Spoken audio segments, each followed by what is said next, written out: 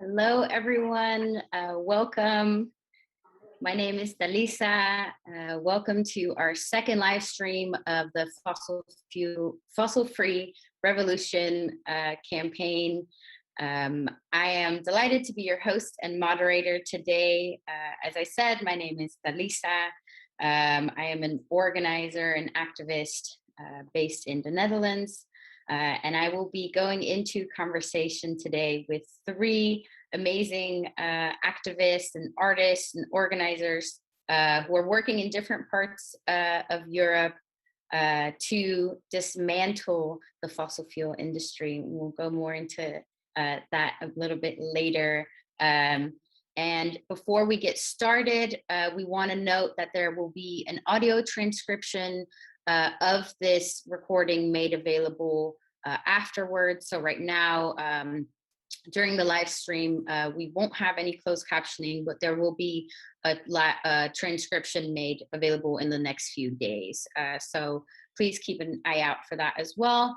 And we also have a live chat. So please join our chat, join the conversation, let us know what you're thinking, send us your questions. I will try my best to include your questions in the conversation that I'll be having with our three panelists today. So please make sure that you tune into that. So as I mentioned before, we are here today as a part of the Fossil Free Revolution campaign from Greenpeace. This is a new campaign that's being launched aimed at undermining the fossil fuel industry. And 2 weeks ago, we had the first of our series of webinars where we looked at one of the pillars of this campaign around the direct confrontation and holding accountable of the fossil fuel industry. And we went into conversation with Sami, Daysir, and Veronica about what this looked like in their work, from working with food systems to doing actual direct occupations of coal mines. So we looked a little bit at that 2 weeks ago. And today we want to explore the second pillar of this campaign, which is around the social license, and particularly the social license that's afforded to the fossil fuel industry from the sponsorships, the advertising, the ins and outs that they get within our politics and our political institutions. And so how do we expose and weaken and dismantle that? And today, our three panelists are organizers who are already working on doing that within their own work. We're going to get to hear a bit about what they do, how they do it, and we'll also get a chance to learn from their wisdom and hopefully be inspired to think about how we can all make this happen as well. So I'm really looking forward to this conversation. I hope you are as well. Thank you for everyone who's joining us. And we're going to go ahead and just jump right into it. My first panelist for the evening is going to be Martina, who is an activist with a background in art curating and a member of BP or Not BP, which is based in the UK. Welcome, Martina. Hi, thank you. And yeah, thank you for inviting us to join this panel. Very excited to be here. Just to introduce myself, my name is Martina. I use she, her, or they, them pronouns, and I've been a member of BP or Not BP for 2.5 years. I became involved in the group in the lead up to the No War, No Warming action at the British Museum in 2019, and I helped co-curate the alternative exhibition to the BP-sponsored I Am Ashurbanipal, King of the World, King of Assyria. And I just wanted to give a slight content warning that the topics I'm going to discuss today are going to cover grounds of colonialism, racism, violence, and militarization. Yeah, thank you, Martina, and also thank you as well for that warning. I think it's good for the folks who are tuning in today to realize that the things we're going to be talking about are heavy They can be triggering, but they're also very real, and they're what we have to face, right? So thank you so much for being here, Martina. And so, yeah, could you tell us a little bit about the work that BP or not BP does, in particularly, yeah, making this link between the arts and fossil fuels, militarism, the military, industrial, and arms industries, and colonialism, all these things that you just mentioned. Sure. And just to give a quick background on the group for other people who may not know, the group's actually been around for 9 years. So the campaign's existed for a long time. And over the course of those years, the group has done Shakespeare stage invasions, Block the BP, Private View. We've brought a Kraken into the British Museum. We've also brought a Trojan horse into the British Museum on 2 separate occasions. We also occupied the British Museum for 36 hours over that period with an overnight art piece. So I think the work that we've done has been like incredibly diverse in terms of the performances and also the institutions that we've been targeting. And another important thing just to mention for context is that we've been part of a divestment movement that has ended fossil fuel sponsorship at the Southbank Centre, the BFI, National Theatre, Royal Shakespeare Company, National Galleries Scotland, Edinburgh Science Festival, National Gallery, Edinburgh International Festival, and the Tate. And there's still a lot more work to do, but big grounds have been made over the 9 years. Amazing. So to touch more on kind of the connection between arts, fossil fuel culture, fossil fuel sponsorship and militarization, I think a really good example of this is the No War, No Warming protest at the British Museum, where basically BP was sponsoring an exhibition on Assyrian artifacts. And we really wanted to highlight the fact that BP actively lobbied for the Iraq War, and FOI investigations conducted by Greg Muttitt revealed that BP was in conversations with the British government and drawing up plans for the Rumaila oil field in southern Iraq prior to the invasion.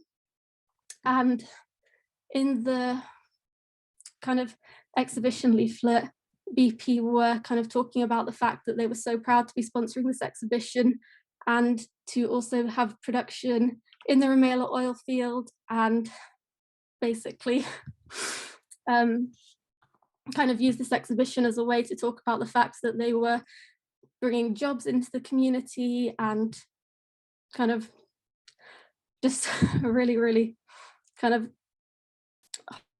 horrible way that they are using the British Museum and these exhibitions and this culture to, I guess, culture wash or greenwash their activities. And like in response to this as well, we really wanted to show what the real life impact BP has had upon people in that region has had.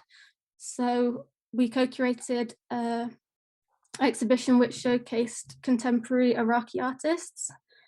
And I've got a couple of images which I think are number 3 on the images I have, if it's all right to bring them up. But yeah, a couple of images by an artist called Khaled Tawfiq Hadi, who is a photographer based in Basra in southern Iraq. And basically these are photos taken in the summer of 2019 during mass protests against the fact that people don't have access to clean water, electricity, there's mass youth unemployment, and this is all next to a mass oil field that BP is making millions and millions of pounds out of.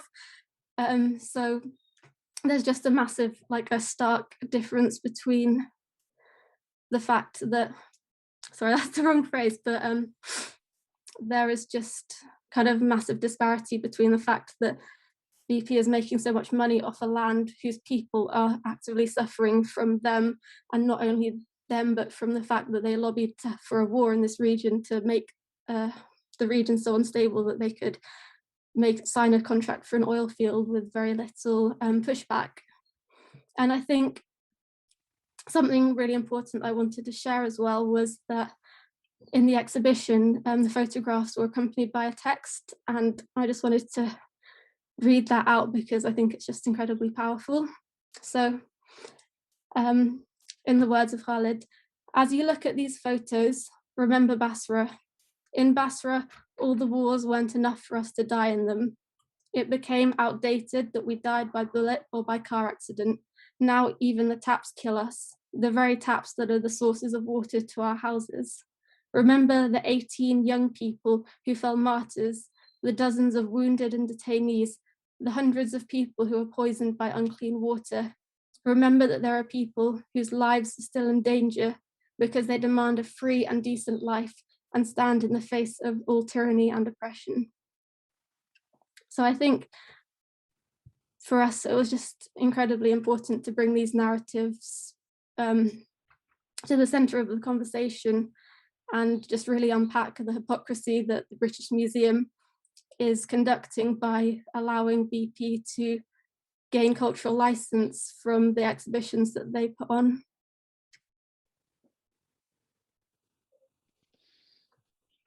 Yeah, wow, thank you, Martina, for sharing all of that. I think that's such a it's such a strong example of everything what you just mentioned, that like hypocrisy, the opportunism, the exploitation, the to the center of the conversation. Yeah. And just really unpack the hypocrisy that the British Museum is conducting. Oh, sorry, I think we had a bit of a loop there. But yeah, this kind of this link, it's so obvious, and yet it's incredible that they can still actually do that. Could you share a little bit more about how it is that you as BP or not BP fight against these kind of super complex constellations of power, because you just mentioned that you did you co-curated an exhibit, and you invited Iraqi artists to come and perform there. And so could you say a little bit more about how it is that BP or not BP maybe works to expose these links? So for us, it's incredibly important to weave narratives that kind of directly respond to the exhibitions that the British Museum are putting on. And another part of our process, which is incredibly important, is using our platform to give, I guess, a platform to frontline communities. And everything that we do is kind of like founded on those principles. So we will, for example, bring a Trojan horse into the museum for the sole purpose of creating media attention, so that the voices of the people who are primarily impacted by climate change can use that platform to kind of communicate the ideas that they want to. So sorry, that's probably not the best way of explaining it, but essentially. No, but oh, sorry, go ahead. No, go ahead, sorry. No, I was going to say, I actually think that example of like a Trojan horse, I mean, it's like, it's such a great, it's like the perfect example and symbolism, right? Of like you coming into these cultural spaces, given the perhaps the authority or the privilege that you have in being able to do that, coming into those spaces and then basically cracking that Trojan horse open and giving that platform to the folks in the communities that are actually facing these problems and that need to have their voices heard. I think that's such a, I think that's a really powerful example. Also the visuals of that Trojan horse, I remember that action, it was like amazing. Yeah, thank you for sharing. And I guess to bridge a little bit about this of Yeah, like having or being an organization that provides a platform for communities that are affected, for frontline uh, communities, groups that represent them as well. How exactly do you cooperate and build with these organizations? What are ways that you do that?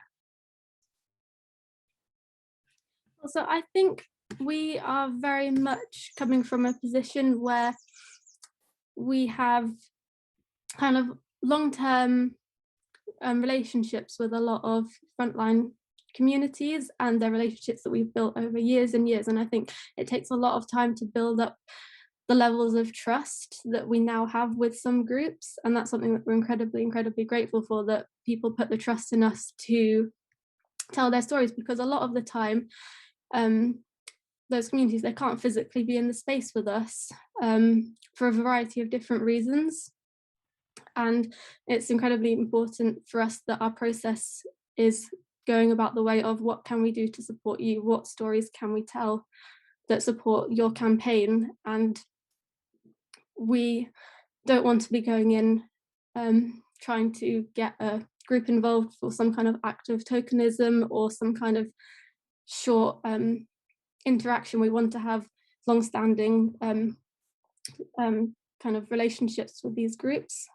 And I think one really important thing that stood out to me in the lead up to BP Must Fall, the action with the Trojan horse, is that because the exhibition was focused on Troy, we really wanted to engage communities around the area, and we specifically focused on 2 pipelines that run through modern day Turkey, one of which is the Baku-Tbilisi-Ceyhan pipeline, and then the other one is the Trans-Anatolian pipeline. And we really, really struggled to find activists within the Turkish region who felt comfortable and safe talking about their experiences, because of the fact that the Turkish state cracks down so heavily on anyone who speaks out against them.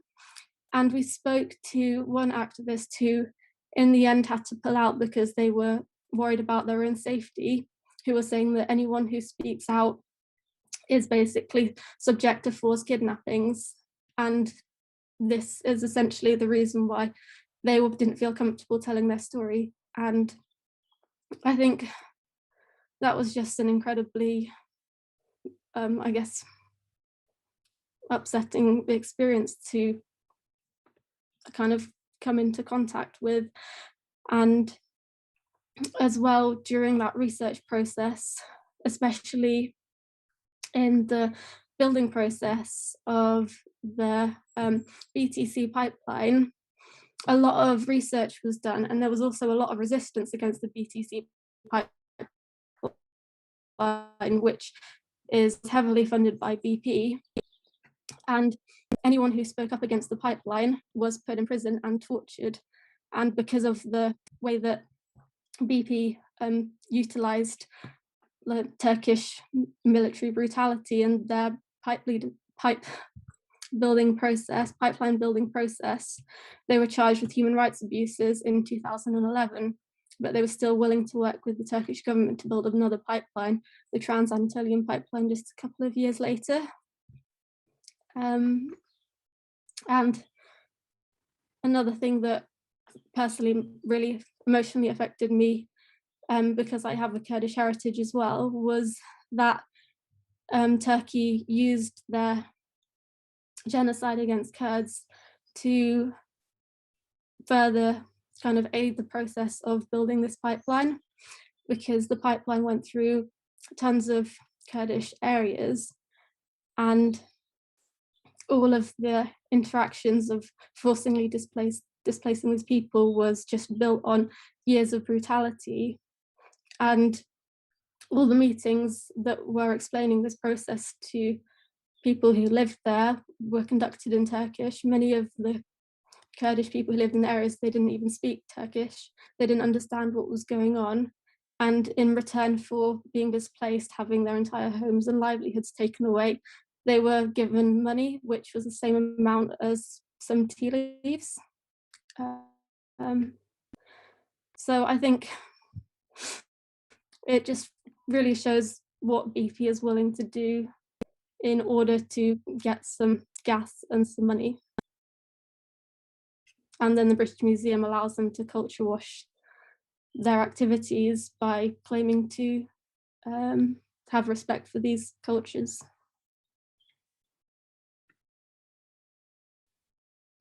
Yeah, thank you for sharing that kind of really, really messed up example. Because yeah, it's so layered and it's so fucked up. I excuse my language, but it's so wrong what these companies uh, are doing and are in a sense like allowed to get away with. You know, the international political uh, arena just lets them get away with these things constantly. Yeah, it's horrible. And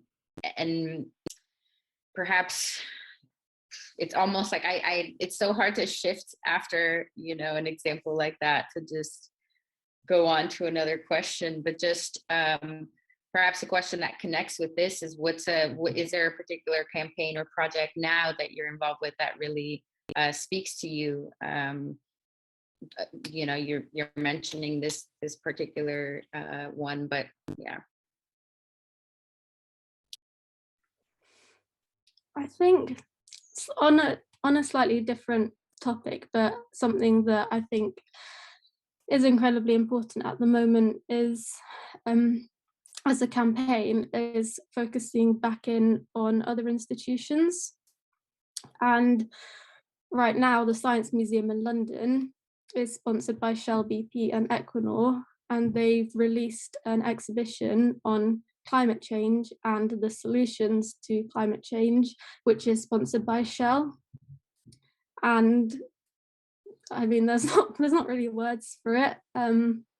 So I'd encourage everyone watching to engage online with the Science Museum.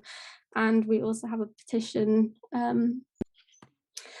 So I think bringing these kind of stories of colonialism and violence that BP is actively profiting from into the narrative when we're discussing why having these fossil fuels as sponsors to our institution is so disgustingly inappropriate.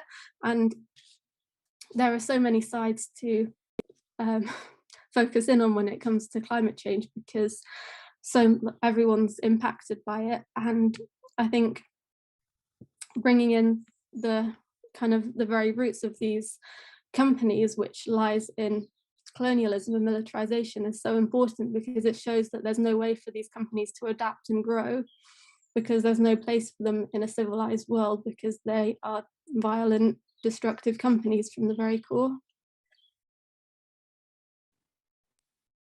Yeah, yeah, it's so true. Yeah, thank you for bringing up that example as well, or this this this new arising thing that's happening with the Science Museum, because I think it links quite well with what we'll be talking about next, and also perhaps what one of our next panelists is also going to be talking about. So thank you, Martina. And yeah, there's such a need that when we talk about about sponsorship, right, and about fossil fuel capital, that we're able to acknowledge and really dive into these really deep historical and oppressive roots, you know, that this whole industry has. And it seems like such a huge thing to do, but if we don't, we're missing like not just like half of the story, we're missing like the whole story, and we're missing the ways that these companies will continue to use these like colonial and oppressive and you know, super toxic practices, from displacing people and everything, to then use that to be able to sell us green energy, right? And that's what we're going to be dealing with in the future. And perhaps also one of our panelists, Noelle, is going to be talking about gas. And so the way that this is also happening with gas, right? Like gas is being presented as this alternative, and like and the amount of destruction that's happening around that and around some renewable energy. I mean, we need to be talking about the colonial foundation of this entire industry and this whole system. So thank you so much, Martina, for bringing that, for bringing all of this in. And I'm going to go on to our next panelist, but we'll get back into conversation with Martina a little bit later. So thanks, Martina. And our next panelist is going to be Teresa Borracino, who's an artist, an activist, and an organizer in fossil-free culture. Teresa, thank you so much for joining us. Welcome. Thank you. I'm very happy to be here with all of you. Super inspiring and moving at the same time. My name is Teresa. I'm born in Peru and based in the Netherlands. And I started fossil-free culture in 2016, together with a group of artists and activists, and we've been focusing on eroding the social license of the fossil fuel industry that is based on the pillar of the cultural pillar here in the Netherlands. Very similar work as what Martina has described. And we've been focusing on art washing, which is a strategy that these companies use to clean up their public image through the connection and the association with arts and cultural institutions. And like that, we've been doing very focused campaigns since our start. Our work we've been targeting specific cultural institutions for a maybe longer period of time, until those institutions have stopped their ties and partnerships with Shell specifically, because Shell is the biggest, most prestigious, and one of the most toxic oil and gas companies in the Netherlands and in the world. And so Shell in the Netherlands is very much spread and around all the politics, cultural institutions, and their influence is very wide and deep here. And so I think it's very important to focus on that one. And we started in 2016 targeting the connection between the Van Gogh Museum and Shell. Van Gogh Museum was at that moment, still is probably the most visited museum in the Netherlands, together with the Rijksmuseum. And we did 6 performances in the period of 1.5 years until the Van Gogh Museum stopped the sponsorship.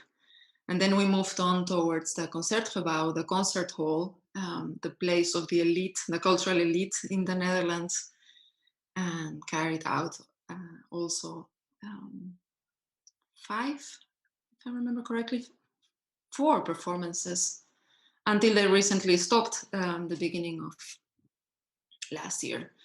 Yeah, we're in 2021, crazy. And now we're moving on to start targeting NEMO, the Science Museum, which is interesting.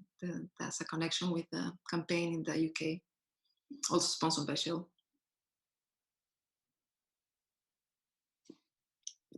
Don't know how, yeah. I don't know, shall I go on or? Oh, I mean, yeah, you could, yeah, if you want to, go on. You can direct me. Yeah, sure.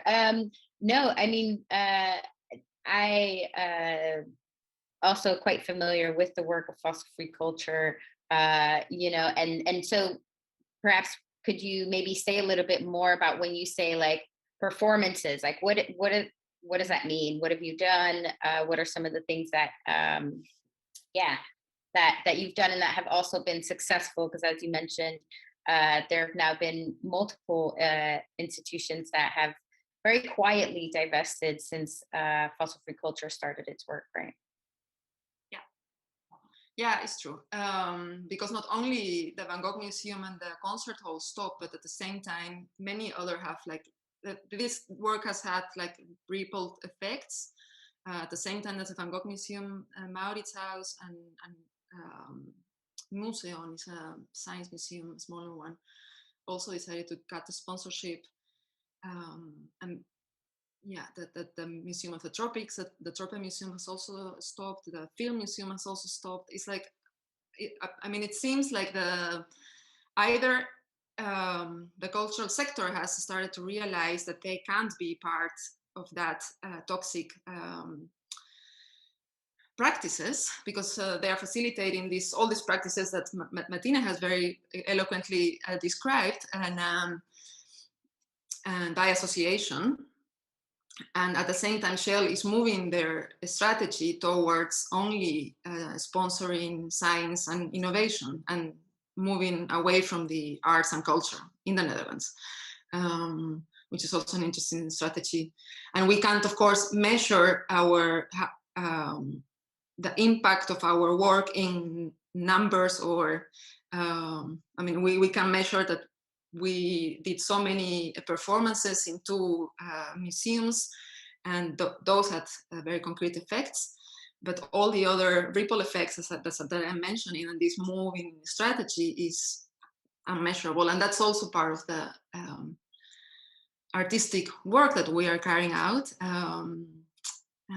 We very deliberately search for the blending between art and activism, and to create performances that can be actions, but that can be beautiful theater pieces that can belong to a theater house, or an opera, or a art space. I mean, they are created artistically, and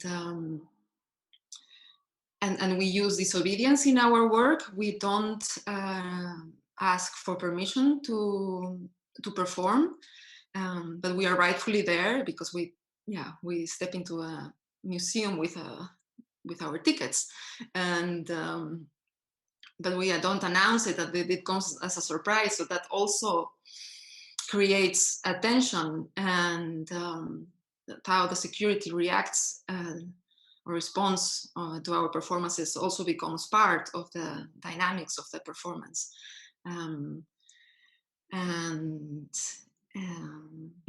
Yeah, so we try to look for that space in which these 2 practices dissolve, and through also concentrating and focusing and coming back on the same institution again and again until they stop, which is also part of our strategy. And yeah, we've proven that that's successful so far. So yeah, and I had maybe 2 images to show. One is, well, it's a couple, but it's one of the last. It's the last performance that we carried out at the Concertgebouw. And in that, so maybe I hope it's been shown, because we can see them from here. But we created a storm to bring inside the cultural institution the effects of climate change, a storm of music scores that couldn't be played, to create the realization that if we continue facilitating these toxic practices, there's not going to be any possibility for art or culture on this planet. Cultures are being erased right now and 500 years ago. And so this music score was consciously created to not be possible to be played, because music is not going to be possible to play music in a concert hall that is accepting money from a company like Shell. And so we created this storm with thousands of papers and disrupted the beautiful entitlement of the people that go to these concerts. It was we did it at the end of the concert, and after that performance, a few months after, they stopped. And then we started our campaign at Nemo, and I also have 2 images I think to show, with a performance that commemorated the murder of the Ogoni 9 in Nigeria. At the moment in which we carried out the performance, it was 25 years ago that 9 activists, Nigerian activists and leaders of the MOSOP, the revolutionary movement for the Ogoni people in Nigeria, were killed by the Nigerian government with a very clear liaison with Shell. Shell was complicit in this murder. And 9 activists were killed.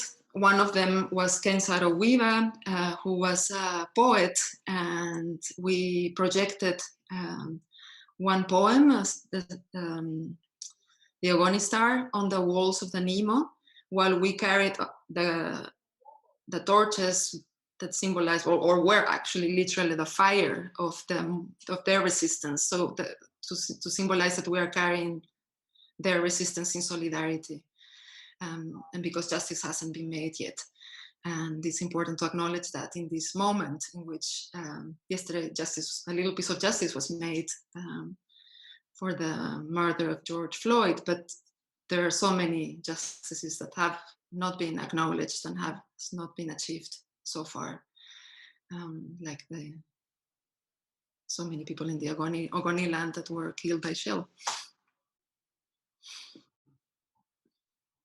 Yeah, thank you for sharing that, and for sharing those images as well, because there's so much injustice that still hasn't been addressed, right? And so much that continues to happen. And I think it's really powerful the ways in which you, I think both Teresa and Martina, the ways that both of your collectives use this medium of art, of poetry, of spoken word, of storytelling, dance,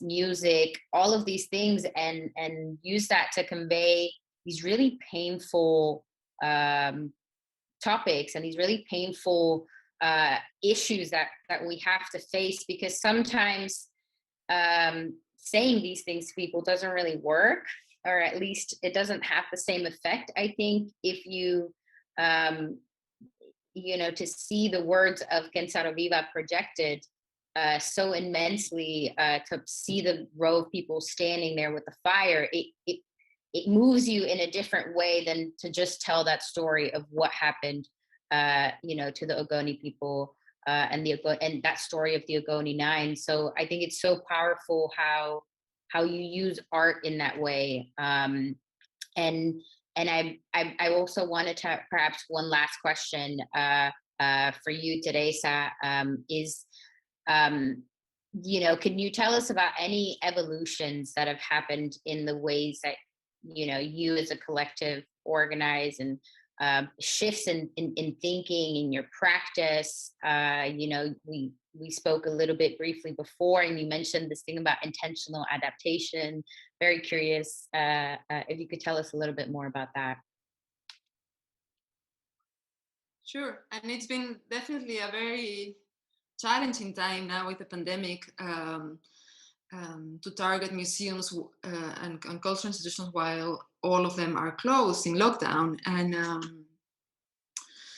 intentional adaptation, I see it, something that I learned from the work of Adrienne Maree Brown, and it's something that we find in nature, in ourselves, actually, because we're part of nature. change is part of everything, and I mean, everything changes all the time. And as activists and campaigners, we are taught to draw like larger strategies, 2-year plans with concrete goals and arcs, and finding momentum and escalation and all those things. And so in that linear way of creating a campaign, we've sometimes we lose the possibility for adaptation in an intentional way, and which I think is very important. And that's what we are also trying to adapt. We're trying to adapt to the circumstances here in the Netherlands, and what's happened to us is actually more of a luxury, or a very positive, that we plan our campaigns with like also a 3-year span time, and within a year they stopped, so we have to move quickly and find new possibilities. And what keeps us adapting in an intentional way is that, our dreams of a society without violence is what keeps us moving, which is, I mean, the pillar of support of the fossil fuel industry is one little part of the bigger puzzle, that the bigger picture that we have to create to achieve that. And probably we won't see them in our lifetimes, but it will happen, and we have to keep on moving towards that, and adapt in ways to find that, and with the skills that we have as artists, and in the places that our voices can be heard the most and can have the most impact, which is in our case the cultural sector and the cultural spaces. And also what is important is that we have choice, because we live in a society that also tells us that we don't have a choice. And so it's, and then if change happens, we act from fear and from frustration because things don't happen the way we projected. But if we create more space for choice and adaptation, I mean, of course, this is an opportunity to grow and to go even further, to include subjects as racism and colonialism, and thread them together with the fossil fuel story. It's an opportunity to grow, and that's part of the choices that we have. Hope I'm being clear, but it's a very fluid concept, but I'm clear to me. Love Adrienne Maree Brown. She's amazing. For those who don't know her work, look her up. Very, very amazing work. And I really love this thing that you said about building societies without violence, because that's ultimately what we should be striving for. Not just, and I think that's something that came up in the last webinar we did also about, great if we all have solar energy and we all have, gardens and renewable whatever, and we all recycle, but if there's still violence, if there's still oppression, if people are still dying at the hands of the state, at the hands of white supremacy, of all of these, of patriarchy, are we really that much, have we really progressed that much? And I think that's so important, that's what we strive for, right? So thank you so much, Teresa, for your thoughts and for sharing. I'm gonna move on to our next panelist, so that way we still have time at the end to answer questions or go into conversation with the 4 of us. So thanks again, Teresa. For anyone who's joining us or who has joined us recently, my name is Thalisa, and we are here talking about the Fossil Free Revolution campaign from Greenpeace, together with folks who are part of other organizations and other movements who are doing work to dismantle the social license and the many pillars that uphold fossil fuel capital. So that's what we're doing here. And I am going to introduce our final and, but definitely not last but not least, our final panelist, Noélie, who is the co-coordinator of Gastivist. Thank you so much for joining, Noélie. Welcome. Hi, thank you so much for having me. And thank you, Martina and Teresa, for what you've just shared. It's really, really inspiring. My name is Noélie. I work with the Gastivist Collective. I co-coordinate it with a few other people. We started it about 4 years ago, nearly 5 years ago, I think. And what we try and do is support grassroots resistance against new gas infrastructure. So we really, I guess, try and work with like local groups or impacted communities where there's new pipelines that are being built and new gas terminals that are being built, but also working with activists that are trying to fight the finance that goes into building it, the corporations, the governments. I mean, the whole system that upholds these fossil fuel infrastructure. And we mainly work in Europe. That's where most of us are based. We see it as a responsibility for us in Europe to be fighting this. About 40% of all the gas extracted in the world is sent to Europe for our consumption. So we really see that we have a role there to play to stop this demand for gas, which means it also stops the extraction. We also see the responsibility in Europe because there's so much power that's held here. The corporations, the decisions, the finance, so much happens here. We have agency, we have a role to play in stopping it. But so we try and also work along supply chains. So really closely with some groups where the gas is extracted outside of Europe. We try and work really all along the supply chain of extraction, transport, consumption, finance, corporation, to try and be, doing meaningful solidarity, I guess. Yeah, amazing. Very cool. I love the work that y'all do because it's also it's very broad, right? You don't just do one particular thing. Could you, for the folks who don't know much about Gastivist yet, because you definitely got to go look them up. For those folks, could you tell us, what are the types of campaigns or the types of work that you do? And I'm particularly curious also if you want to share about the most recent campaign that you had. I won't say much about it because I will let you do the honors. Sure. So we try and fill gaps that we see in the movement. So as you said, it can take so many different forms. We go from doing research. We've done a bit of research when we felt that nothing was happening around a symbolic fight or things like this to try and kickstart information gathering around it. So we've done that, for example, around the EastMed pipeline, which is a mega pipeline being built from offshore Israel, Palestine towards Italy. We try and connect people. So a lot of the pipelines are being built between different countries.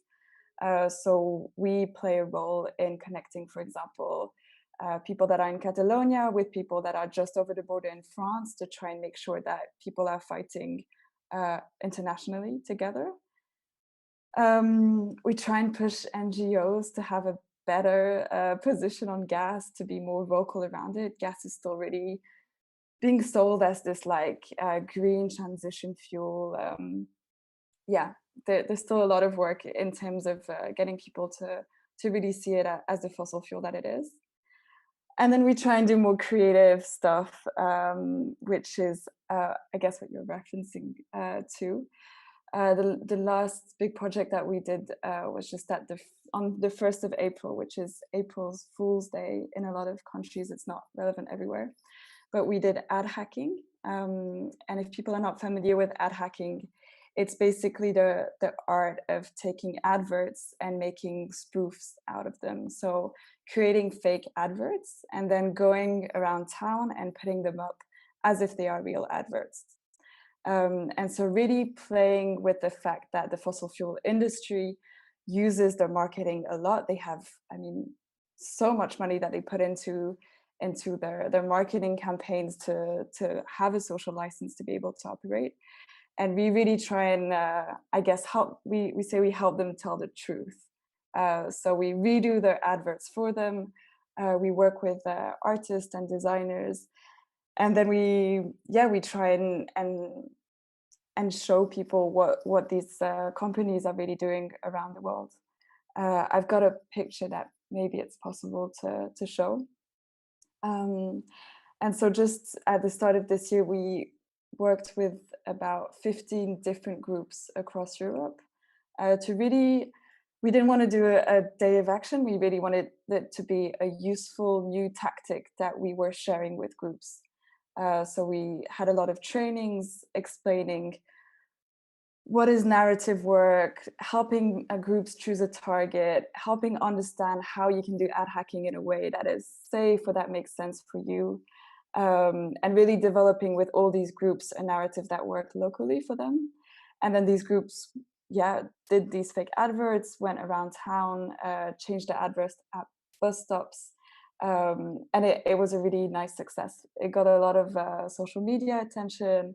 It got some media attention nationally, and it was a fun thing to do. And I think just like Martina and Teresa shared of just using different tactics to share the message that a lot of NGOs are trying to share, that they might do through reports or through other ways. It just reaches people differently, and it's a really nice way to keep spreading the message and to definitely toxify the fossil fuel industry and the social license to operate.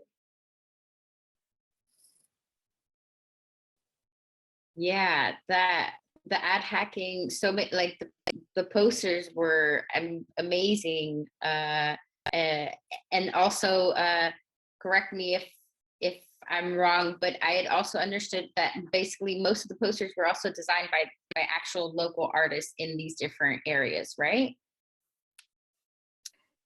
Yeah, absolutely. We didn't want to like have one person do all the designs, so we were also supporting local groups with finding artists, learning how to do a design briefing with an artist, getting funding to be able to pay artists, which is sometimes overlooked. And so, definitely trying to make it as locally relevant to the local groups, and really, helping them build capacity instead of kind of imposing this day of action and there's a way of doing it, and you have to, if you want to go along, then you have to follow these very clear lines.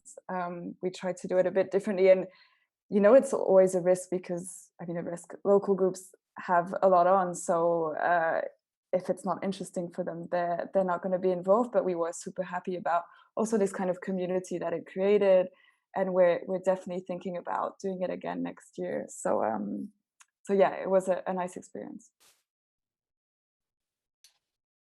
Yeah, very cool, and so important what you mentioned also about allowing local groups to be able to tell their story in the way that they see fit, and not coming in and imposing narrative or imposing goals or campaigns. It makes me think a little bit about what Teresa was talking about with the intentional adaptation and kind of having things that are really set. It sounds like a really amazing grassroots way of organizing together. Yeah. Did you want to respond to that? Yeah, if I can jump in. Yeah, go ahead. Completely. And it's something we've learned with trying to build long-term and trusted relationship with groups, and to really, the trust is super long to create, but it is so important once you have it. And we've really learned to let go of plans that we had and to totally change them if people are not happy with them. We were working a lot with a community in the south of Italy, where a mega pipeline called the TAP pipeline arrives. And we worked with them for quite a few years. And last summer we had these big plans where we wanted to work with them about internet and scandalizing the fact that construction of the pipeline was still going on during COVID. And the community was telling us, yeah, you can if you want to, but what would be really useful for us is to have a crowdfunder. And we really had to let go of like our whole plan and things and do a crowdfunder. And we I don't know, we kind of struggled with crowdfunders in the past and didn't have a lot of belief in it. And it went so well. And they were super happy. It worked completely because they know better than us what they want and what they need. And we managed to fundraise a lot of money that they needed because they're going through a trial.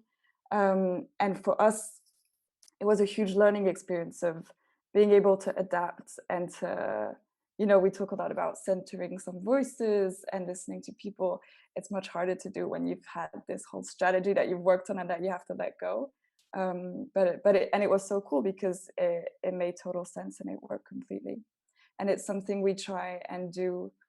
Also, the international solidarity work we try and do along the supply chain, for example, with a group in Mozambique where a huge gas project is being built, and where there's a lot of violence going on, and their local context is very intense and has to adapt constantly, is to try and go along with whatever they see is most useful, and to step up if it's, they need money for a new engine, then that's what is most useful, even if it's not about giving workshops and the kind of stuff that we usually do. Yeah, that's like so important, of just trusting groups and communities that they know best for themselves, and doing the work to support that. And I think what also, what Medina was also mentioning or referring to is this like trust building, right? There's also a really long, sometimes complicated, sometimes kind of back and forthy process of building that trust, of building those relationships with groups. And perhaps as a last question before we kind of open it up to everyone, is how do you, you mentioned you were a collective that's mostly based here, or that's almost wholly based here in Europe. And how do you leverage that position, kind of being as like a small European NGO, almost, to be able to do that solidarity work, and particularly with communities and folks that are in the global South? Yeah, I think for us, what was important was to understand what role we can play and what is useful for us. So sometimes there's nice solidarity work you can do, which is just sending a picture with a banner, which can be very nice and very, that might be what is needed at one point. But I think we wanted to really understand, if we want to be acting in solidarity, what is the supply chain? And so what are the decisions that are being taken in Europe that impact what is going on elsewhere? And so often, of course, this is around the corporations, so the fossil fuel industry. This is also around the banks, public banks, private banks, and then some decision making that's done at the EU level or in some national governments. So really, first, really understanding what are the targets that are in Europe and that makes sense. And then understanding also the historical responsibility and the colonial dimension that is going on with the fossil fuel industry, and replacing this into the context, to really, this isn't just happening in a vacuum. There's a history that we need to understand and that we have to use and to own and to take responsibility for. So that's I think what we start by doing. And then, the actual solidarity activities that we do can take so many different forms. I mean, some of it is just going and giving workshops to share what is going on, specifically in areas where we think there's important targets, and to try and support local groups to hold these targets accountable. So the example I was giving in Mozambique, due to the colonial history in Portugal, there's a lot of decisions and a lot of companies that are involved, and so local groups there are doing incredible work to talk about this and talk about the colonial history, and to put pressure on the company and on their governments, and really trying to play a role in it. Yeah, I hope that makes sense. Yeah, definitely. Yeah, that was, at least for me, was very clear. And I think it's so, you mentioned so many important things in that, and also in positioning ourselves, right, as activists that are based in Europe within that historical context, and then trying to understand both the privilege and almost the responsibility that then extends to us. So yeah, thank you, Noélie, so much for sharing. I have so many thoughts, but I really, at this point, actually would like to open it up. Since this is a panel discussion, open it up for the three of you, whether you want to react to anything that other folks said, or if you have comments, things that you'd like to add, connections you'd like to make. Just want to open up the floor, and thank you all again so much for all these amazing bits that you shared with us.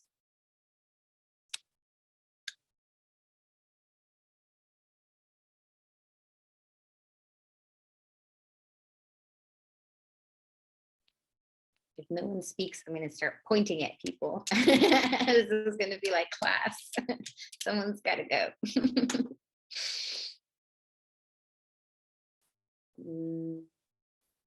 Martina. Cool. Firstly, thank you, Noélie and Teresa, for your talks. It's incredible to hear the work that you're both doing. I think one thing that seems like incredibly important as well to be discussing in the current climate is the way that fossil fuel companies are showing themselves to be transforming and innovating. And there's obviously a lot of emphasis that's being put on their PR companies to make them look like they are transforming the way that they produce. And obviously both BP and Shell have made net zero by 2050 commitments, which means absolutely nothing. But I think the fact that they've even made these announcements is probably testament to the climate movement and the things that have been achieved so far by so many different people. And I think it's incredibly important now to kind of hone in on what they're saying and unpacking what they're saying, and showing that these commitments are completely hollow, in that BP has a massive investment in a Russian oil firm called Rosneft, which accounts for 1/3 of their oil production, and that's not accounted in their net zero commitments. They still have plans to expand their oil and gas production. They say that they're not going to be expanding into new countries and exploring for new gas in new countries, but they're still going to be exploring for oil and gas in countries that they already explore in.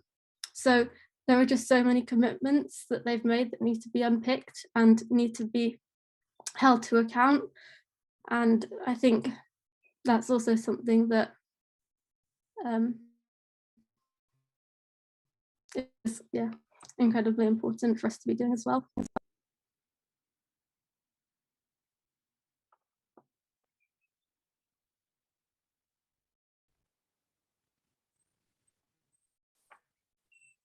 Yeah, Teresa or Noélie, do you want to react on that? On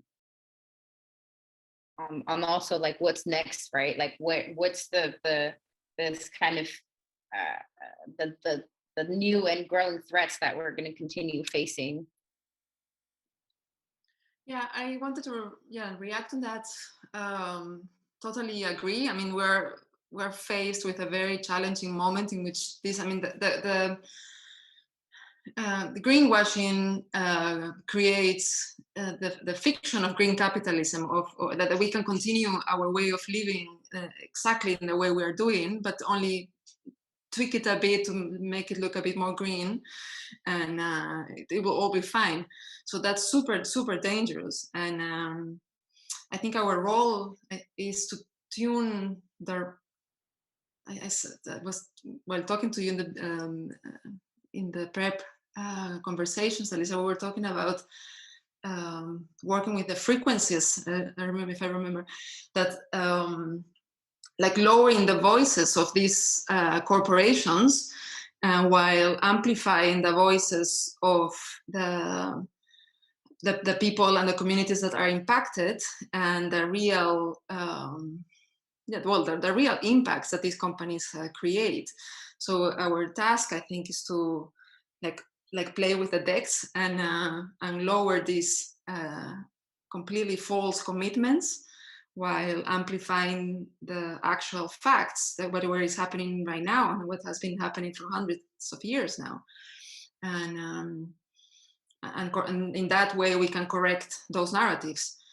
And also I think in this context of the fossil-free revolution campaign, I think the role of the NGOs is super crucial to be very aware that green capitalism is the trap that we can very easily fall into if we are promoting renewable energies without an analysis of for whom and by whom, and yeah, where all that historical guilt goes to, and where are the reparations, and yeah, it's my 2 cents. Yeah, maybe I can follow. Yeah, Martina, I think it's a super good point, and we struggle a lot in finding the balance of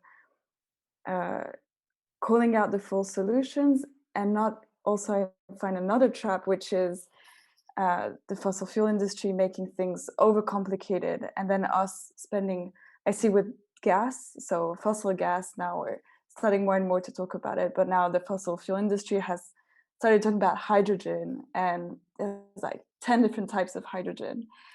And I see the risk of like ending up just always reacting to what the fossil fuel industry is telling us, means that we're constantly, you know, us first defining a position within the environmental movement and then saying, yes, but only if this, and when, you know, taking a step back and talking about what actually do we want, what kind of world we're envisioning is already a challenge, and is hard and is interesting enough.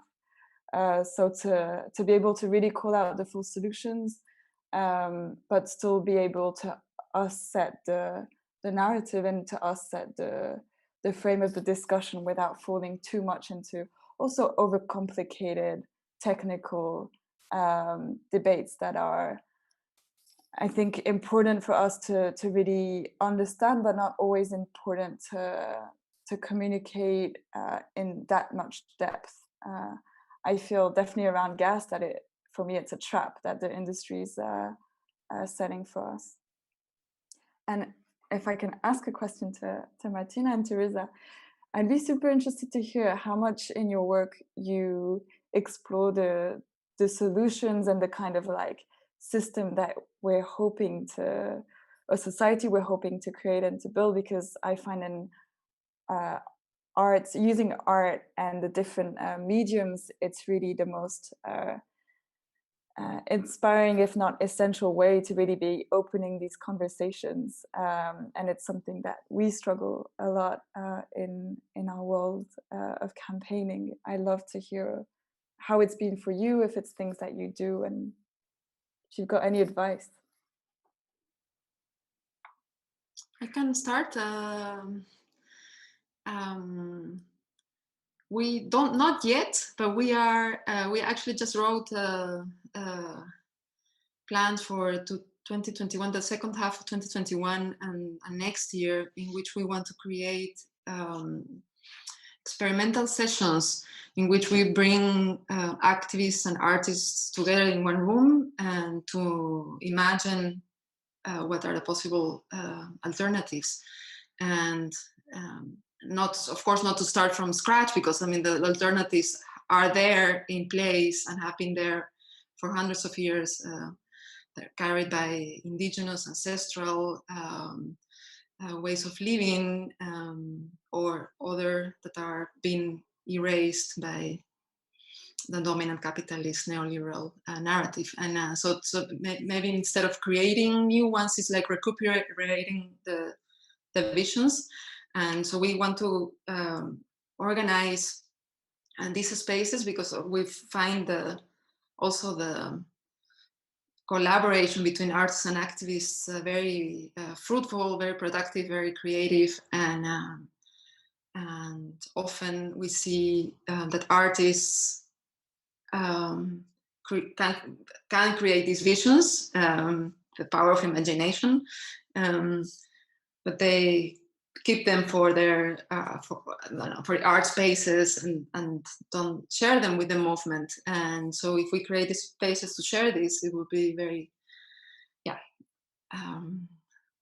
hope very inspiring. And not only to create division, but also to integrate them into action. That would be the second plan. So that the plan is to bridge these sessions with brainstorm some ways of, okay, how do we transform this into a performance and action in the museum that accepts fossil fuel money, and bring these alternatives also to the narrative, to mobilize more audiences that maybe are not engaged yet, because we are made to believe that there's no alternative to the system that we're living in. So I think that's also the missing link, a very important point. Yeah.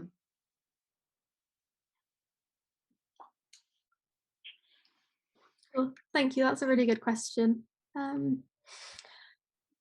I think it's not something that there is necessarily one solution to, because I think the fossil fuel industry has intentionally built a world that they work as the infrastructure for.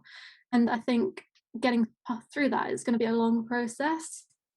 But what I do know and what I do think is that fossil fuel production needs to have entirely halted by 2050, and by within that time frame it needs to kind of be a gradual process. So they need to be aiming to half their production within half of that time frame, and because it's not something that can happen overnight, so they really now need to start reducing their production, and that obviously starts with stopping all new exploration for all new oil and gas. And once done that, then they need to do to the process back. And I think that is very much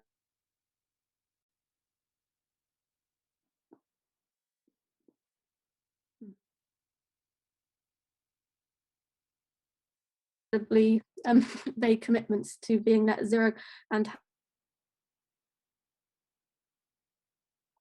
within the next 30 years that doesn't currently exist. So yeah, I think what it looks like to me is in the next 15 years, they need to have halved their oil and gas production in order to kind of get themselves out of this mess. But it's hard to look forward at what could exist beyond that, and I think it's a very it's a very important question, but it's not a question that's easy to imagine, I don't think. Yeah, thanks, Noeli, for that question. Because I was also wanting to ask something similar around the role of art and performance, and artists and creators in this time. And it also came up, I think, in the last webinar as well, this power of imagining, and envisioning. And I think you both spoke to that. And perhaps a question for all three of you is what do you envision when if you think about a fossil-free revolution? What is it that you envision?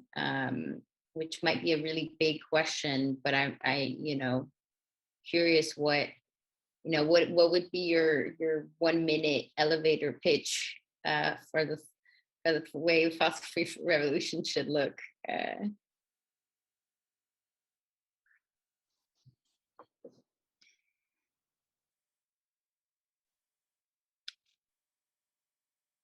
I'm happy to start. Yeah. I think for me, it's about being embedded in cross movements, I guess. I don't see a revolution happening just at a climate movement level. And I found the work of fossil fuel industry, social license so interesting because it's kind of a door opening on so many other oppressions and histories. And I know that's with the Gastavis Collective, we work on gas because we see it as a lens to work on other struggles, be it militarization, like Martina, you mentioned, or the colonial history.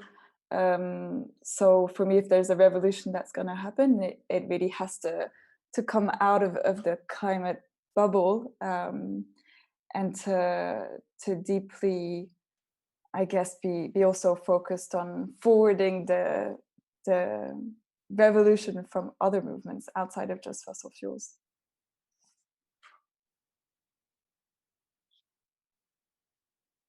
I can jump in. Yeah, definitely. I mean, maybe to start like wider, to respond to that question, is what I envision is a community based on care and resilience and trust. And I think those are very important, crucial values that we have to carry in our movements. And that is also what will keep us going to achieve a possible revolution. And otherwise, we're going to burn out, as in any capitalist system. And to add on what Noélie said, I think it's also very crucial for the climate movement to break the walls of what climate is, because and not fall in data and math of parts per million and so much CO2 in the atmosphere, which becomes a very technical and for me at least very abstract a narrative or concept, and to break those walls and really thread the narratives that also include all the other issues that compose this crisis that we're living. That is a multiple one. How the climate crisis is linked, intertwined, not even linked, intra even, because it goes actually from within, with a racist crisis, with a colonial crisis, with a sexist patriarchy, with all the crises that create this multi-dimensional crisis. And that's the only way to create a revolution, because otherwise it's going to remain privileged struggle for the ones that have time and energy to fight the numbers, and not the actual daily struggles and daily oppressions. Yeah, the environmentalism of the rich, as we would say, right? Or the environmentalism of the privileged. Yeah, totally. Thank you, Martina. What do you envision? I think what Noélie and Teresa were saying, yeah, I completely agree with everything that you're both saying. And I think a very important aspect of any kind of revolution is just collective care, and I guess a community of people supporting each other. And that's important in any movement. And I think it's going to be a lot to fight for, and I think we need to kind of join together in that and be there for each other and work together. And I think what Greenpeace is doing to start these conversations, I think, is a really important part of that, and I think is another really important way that Greenpeace is showing that they're kind of growing and they're developing, and the fact that they're now wanting to engage in these conversations, I think is really important. And I think, yeah, this movement has, this fossil-free revolution movement that they've created has a lot of potential to kind of do that.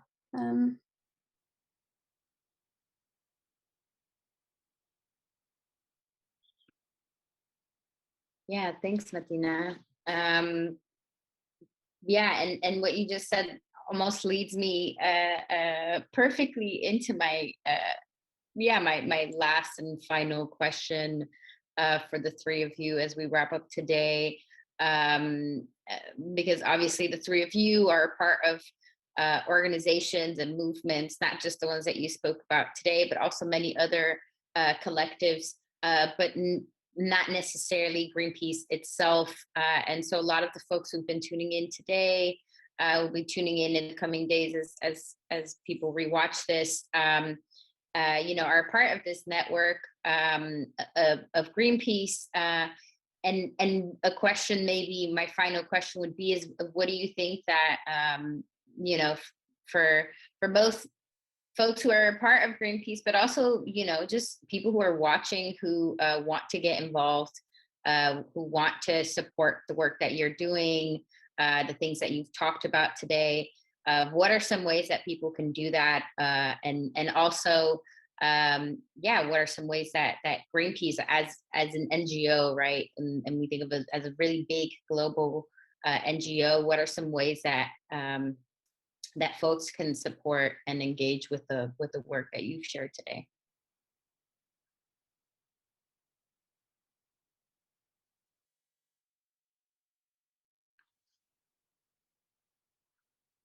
I'm unmuted already. Okay. There are many ways.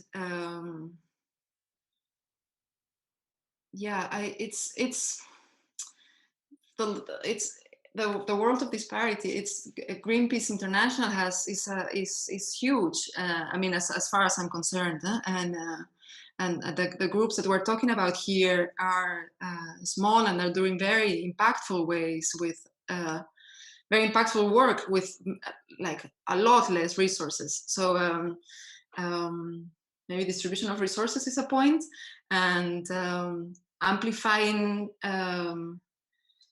supporting the work that we do, and like amplifying it through their channels is another way to support us. Also, I think it's great that before the launch of the campaign, Greenpeace wants to listen to the voices and the lessons and the experiences of grassroots groups like us, like ours. I think that models also a different way of doing the work of larger organizations, not because they are not gonna. A fossil-free revolution is not a new thing. It's not. They're not inventing the wheel. It's something that it has to be built on top of this work and the work of many others, local groups, and not only build upon that, but also support that work. So yeah, and also I think the NGO has a role to keep always questioning in which ways they can be more effective and impactful in dismantling the systems of oppression, not only the pillars of support, social license, but all the systems at large, and in which ways they are enabling those systems as well, because they carry also structures of bureaucracy, and I don't have a lot of awareness of how Greenpeace works, but it's I know that many organizations in many ways also can replicate the systems that we're fighting for if we don't put the front lines,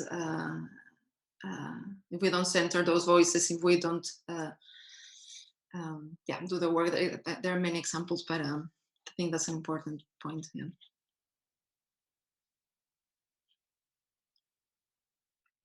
I'm happy to go next.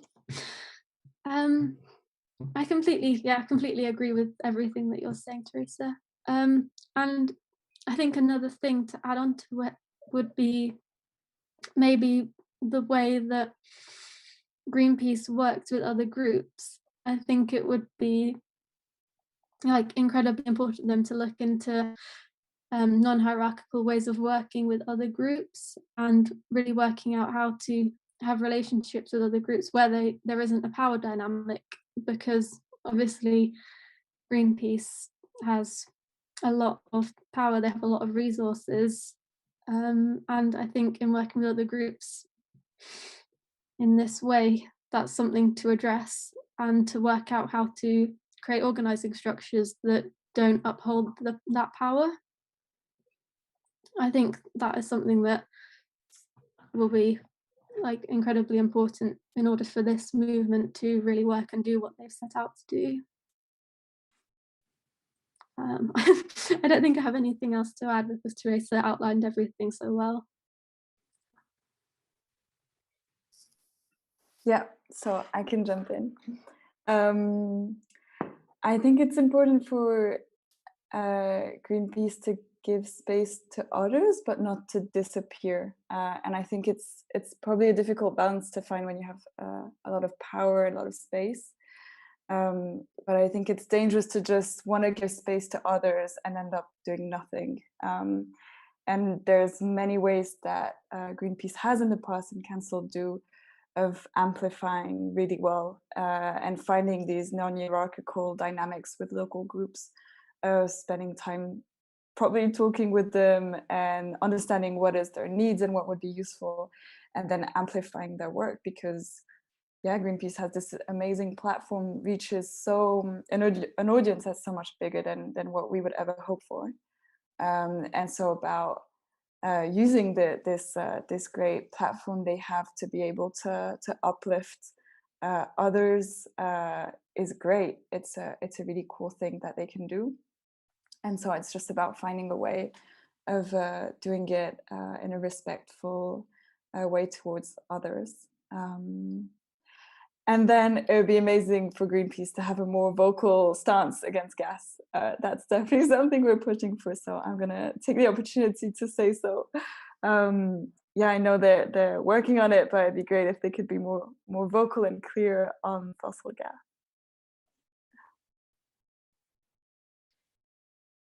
Yeah. Love that call to action there. That's good. Got to put everybody needs to be on the hot seat, so that works out great. Thank you so much for all of these ways. I think what I keep hearing throughout so much of what you said right now and throughout the whole webinar, as well as in the first webinar that we did, is the importance of trust, of accountability, of systemic and intersectional thinking, of needing to almost like be humble and recognize our place historically, our place in movement, in the broader scope of everything, and the importance of not just trying to strive for sustainability and a clean energy transition, but really building these societies without violence, rooted in care and resilience and trust, and all of these things that we've talked about. So thank you, Noeli and Martina and Teresa, so much for all of your wisdoms and your thoughts and all of the work that you do on a daily basis. I feel like we could go on for so much longer, but I will let you enjoy the rest of your evenings as well. So we're gonna close it out today. Thank you for joining us. We're so privileged to have you and to hear from you. And thank you as well to all the folks who are still tuned in right now, everyone who joined us at some point in the live stream, and there will be folks who will be watching this after today, who will also hopefully gain inspiration from everything that you share with us. So thank you so much. Thank you also to all the Greenpeace folks, our whole team who's working behind the scenes to make sure that we are running, that our live stream's going, the chat's going. So thanks everyone. And we are looking forward to seeing what comes out of this campaign, out of all the work that everyone does. We go onward, continue organizing. Thank you all so much.